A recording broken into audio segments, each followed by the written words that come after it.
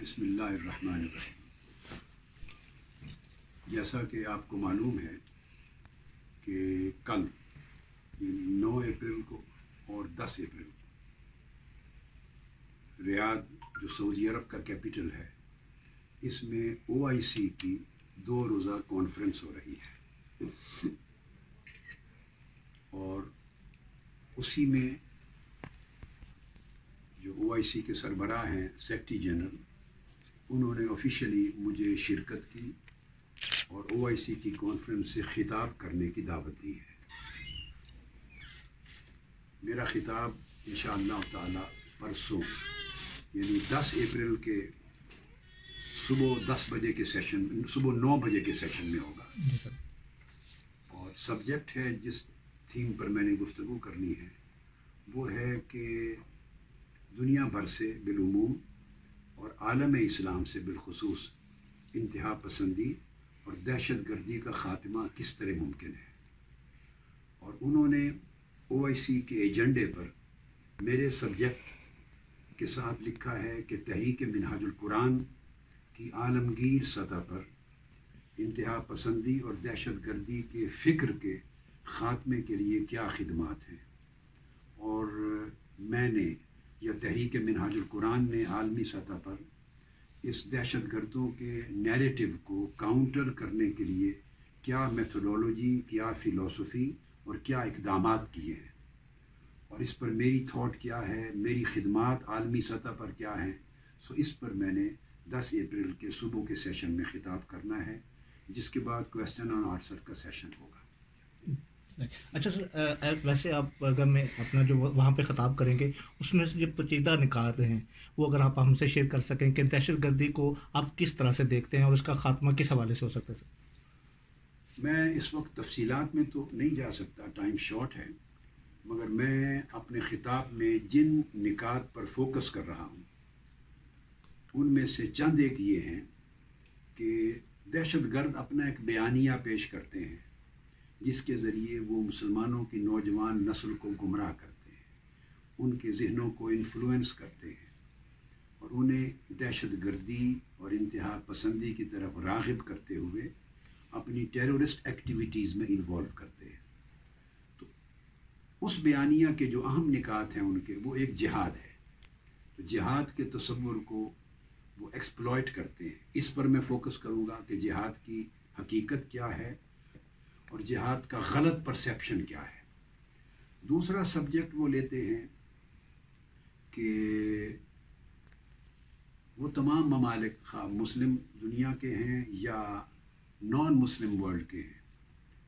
वो कहते हैं जहाँ इस्लाम नाफिज नहीं है वो सब दारुल कुफ्र और दारुल हर्ब है,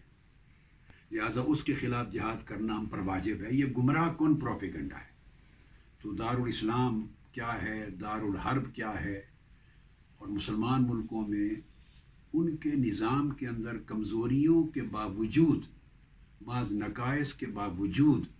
क्या आर्म्स उठाना, असला उठा लेना और मुसल्लह जिद्दोजहद करना और बगावत करना जायज़ है या नहीं। इस्लाम इसको कतई तौर पे हराम और नाजायज़ करार देता है, रिबेलियन को, बगावत को। और इस पर गुफ्तगू करूँगा और इस पर भी फोकस होगा कि ये जो सोच है मुसल्लह जिद्दोजहद करके कत्ल आम करना, बेगुनाह मुसलमानों का और बेगुनाह गैर मुस्लिम शहरियों का कत्ल आम करना, खून बहाना, खा इस्लाम के नाम पर, खा खिलाफत कायम करने के नाम पर, खा गैर मुस्लिम ताकतों की नाइंसाफ़ियों की राह पर, खा मुस्लिम उम्मा के सो कॉल्ड हुकूक के तहफ़्फ़ुज़ के नाम पर, जो भी आप अपना टाइटल रखें जिद्दोजहद को, क्या रियासत के अलावा किसी प्राइवेट ऑर्गेनाइजेशन को, ग्रुप को, लीडर को या तबके को या गिरोह को इजाज़त है कि वो जिहाद का ऐलान करे और मुसल्लह बगावत करे या मुसल्लह जिद्दोजहद करे और कत्ल आम करे? इसकी कतई इजाज़त नहीं है। इस पर भी फोकस करूँगा। इसके साथ गैर मुस्लिमों के हुकूक क्या हैं, जो नॉन कम्बैटेंट्स हैं, जो जंग में बराह रास्त हिस्सा नहीं ले रहे, वो शहरी हैं, मुसलमान हैं या गैर मुस्लिम हैं, क्या दौरान जंग भी कोई उन्हें कत्ल कर सकता है?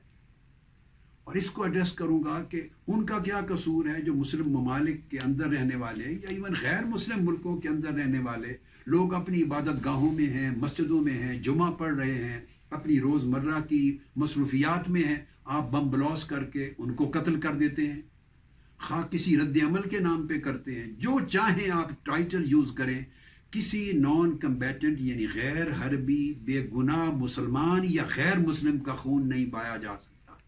یہ وہ بنیادی تصورات ہیں جن پہ میں بیسیکلی فوکس کروں گا، اور پھر اس کے بعد جو سوالات اور جوابات ہوں گے ان پر بھی گفتگو ہوگی۔ کسی نان کمبیٹنٹ یعنی غیر حربی بے گناہ مسلمان یا غیر مسلم کا خون نہیں بایا جا سکتا۔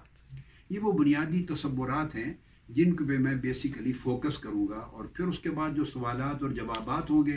ان پر بھی گفتگو ہوگی۔ اس سلسلے میں نے حال ہی میں 3 اور کتابیں تیار کی ہیں، وہ کتابیں بھی کل ان کو پیش کی جائیں گی، اور آرٹیکل جو ہوگا تقریباً 100 صفحات کا وہ OIC کی پروسیڈنگز میں چھپے گا، اور اس کے علاوہ جو ریلیونٹ جیسے ڈسکشنز ایمرج ہوں گی پھر ان کو ایڈریس کریں گے۔ اچھا سر، ایک یہ کہ تھوڑا سا بتا دیں کہ نیوزی لینڈ کے سانحہ سے پہلے آج تک جہاں پہ بھی کوئی اس طرح کی ایکٹیویٹیز ہوتی تھی دہشت گردی کے حوالے سے، تو مسلمانوں کے اوپر ایک الزام آتا تھا کہ مسلمانوں نے کیا، ایک خاص ایک اسٹیمپ کیا جاتا تھا کہ مسلمان جو ہے وہ دہشت گرد ہیں۔ لیکن فرسٹ ٹائم ایسا ہوا ہے کہ جو امریکن یورپی کنٹری ہیں انہوں نے بھی ایکسیپٹ کیا ہے کہ دہشت گرد کا کوئی مذہب نہیں ہوتا۔ تو آپ کا خطاب اس حوالے سے کتنا اہم ہوگا، کیونکہ یہاں پہ آپ OIC کے پلیٹ فارم سے کر رہے ہیں جس میں تمام اسلامی ممالک ہیں، اور کیا فیوچر میں آپ یورپی ممالک میں بھی جا کے اس اپنے بیانیے کو وہاں پہ پیش کریں گے؟ دیکھیے، میں نے امریکہ سمیت تمام مغربی دنیا میں اور یورپی ممالک میں اور غیر اسلامی دنیا میں 2010 سے لے کر 2019 تک پچھلے پورے 10 سال میں نے ایک فکری نظریاتی جنگ لڑی ہے،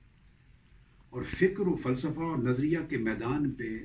میں نے دہشت گردی کے خلاف جتنی سٹرگل کی ہے اس کی شاید مثال مسلم دنیا میں نہیں ملتی، اور میں اس کو ایمفسائز کرتا رہا ہوں ہمیشہ کہ دہشت گردی کا کوئی مذہب نہیں ہے۔ دہشت گردی کو اسلام کے ساتھ بریکٹ کرنا خود دہشت گردی ہے، خود ظلم ہے، اور بلکہ اس کو دہشت گردی کو سپورٹ کرنے کے مترادف ہے۔ کس طرح کہ آپ دہشت گردی کو دین اسلام کے ساتھ جب بریکٹ کرتے ہیں تو اسلام کے خلاف پھر ایک اور مغربی دنیا میں دہشت گرد ذہن پیدا کرتے ہیں، اور اس کو اسلاموفوبیا کی صورت میں عالم اسلام کے خلاف نفرت بڑھا کر پھر ایک جنگ کی راستہ ہموار کرتے ہیں۔ دہشت گردی کو بطور ایک جرم کے، بطور دہشت گردی کے لینا چاہیے۔ اس کا نہ کوئی مذہب ہے، نہ اس کی زبان ہے، نہ کوئی اس کا علاقہ ہے۔ یہ خوش آئند بات ہے کہ ہمارے اس سوچ کو فرسٹ ٹائم مغربی دنیا میں امریکہ سمیت ایکسیپٹ کیا ہے، اور اس نقطے پر آ گئے ہیں کہ دہشت گردی کا کوئی مذہب نہیں ہے۔ دہشت گردی دراصل انسانیت کے خلاف ایک وسیع تر جرم کا نام ہے، اور پوری انسانیت کو یکجا ہو کر، ہم فکر ہو کر دہشت گردی کے خاتمے کے لیے جد و جہد کرنی چاہیے۔ مغربی دنیا میں امریکہ سمیت ایکسیپٹ کیا ہے، اور اس نقطے پر آ گئے ہیں کہ دہشت گردی کا کوئی مذہب نہیں ہے۔ دہشت گردی دراصل انسانیت کے خلاف ایک وسیع تر جرم کا نام ہے، اور پوری انسانیت کو یکجا ہو کر، ہم فکر ہو کر دہشت گردی کے خاتمے کے لیے جد و جہد کرنی چاہیے، نہ کہ اسلام اور عالم اسلام کو سنگل آؤٹ کر کے، آئسولیٹ کر کے اس کو اسلام کو دہشت گردی کے ساتھ جوڑا جائے۔ یہ غلط سوچ۔ اچھا سر، سعودی عرب کے قیادت میں ایک عسکری اتحاد بھی وجود میں ہے جس میں 39 ممالک ہیں، اس میں آپ کیا سمجھتے ہیں؟ دہشت گردی کے واقعات ڈیفینیٹلی کم ہوئے ہیں، اور اس میں افواج پاکستان کا جو تسلسل کے ساتھ، کمٹمنٹ کے ساتھ، کنوکشن کے ساتھ سٹرگل کرنا ہے، اس کو اس کا کریڈٹ جاتا ہے، مگر سٹل ابھی اس محاذ پر بہت کام کرنے کی ضرورت ہے، اور فکری اور نظریاتی طور پر بھی انتہا پسندی اور دہشت گردی کا جو پوری قوت ہے اس کو توڑنے کی ضرورت ہے، اس پر ابھی تک مکمل کام نہیں ہوا۔ اچھا سر، سر انڈیا جو کشمیر میں دہشت گردی کر رہا ہے، میں OIC کے سبجیکٹ سے ابھی ہٹنا نہیں چاہتا، وہ جتنا کریں گے ڈیفیوز ہو جائے گی، اور یہ سارا ٹی وی پر آنا نہیں ہے، آنا ہے صرف OIC کے۔ اچھا سر، میں ایک سوال ہے، پاکستان کی سر جو قانون کے ادارے ہیں جس طرح عدالتیں ہیں، 22 کروڑ عوام ہیں، اس میں سر 72% اقلیتی ہیں. سر آپ کیا سمجھتے ہیں ان عدالتوں کو اور قانون کے اداروں کو کچھ ٹھیک ہونا چاہیے ان کے قانون میں؟ یہ بھی سبجیکٹ جو ہے ابھی سعودی عربیہ سب سے بڑا خطہ ہے اوورسیز پاکستانیوں کا. آج آپ یہاں پہ آئے ہیں, پورے سوشل میڈیا پہ اس خبر پھیلی ہے کہ ڈاکٹر صاحب یہاں پہ OIC میں نمائندگی کریں, ایک اعزاز ہے یقیناً. تو آپ اوورسیز پاکستانیوں کو کیا میسج دینا چاہتے ہیں سر؟ دیکھیے OIC کے اس پلیٹ فارم پہ جب میں آیا ہوں اور اس پلیٹ فارم سے مسلمانوں کو بالعموم اور پاکستانیوں کو بالخصوص یہ میسج دینا چاہتا ہوں کہ پاکستانی اوورسیز دنیا کے جس خطے میں آباد ہیں ان سے بڑھ کر کوئی پرامن طبقہ نہیں ہے. Pakistani overseas all over the world جس ملک میں رہ رہے ہیں ان کی اکانومی میں کنٹریبیوٹ کر رہے ہیں, پرامن شہریوں کی طرح زندگی گزارتے ہیں, اور ان کو میسج یہ دے رہا ہوں کہ انہیں یہ پرامن زندگی کا پیغام اپنے عمل کی صورت میں, کردار کی صورت میں جاری رکھنا چاہیے. سعودی عرب میں رہ رہے ہیں, سعودی عرب کے قانون کو, سعودی عرب کی سلامتی کو, سعودی عرب کی عافیت کو انہیں اسی طرح مقدم اور پیارا رکھنا چاہیے جس طرح سرزمین پاکستان اپنے وطن کو رکھتے ہیں. جہاں کوئی آباد ہوتا ہے اس کی حفاظت اپنے وطن کی طرح اس کے اوپر واجب ہو جاتی ہے. بہت شکریہ سر آپ کا. بہت شکریہ سر.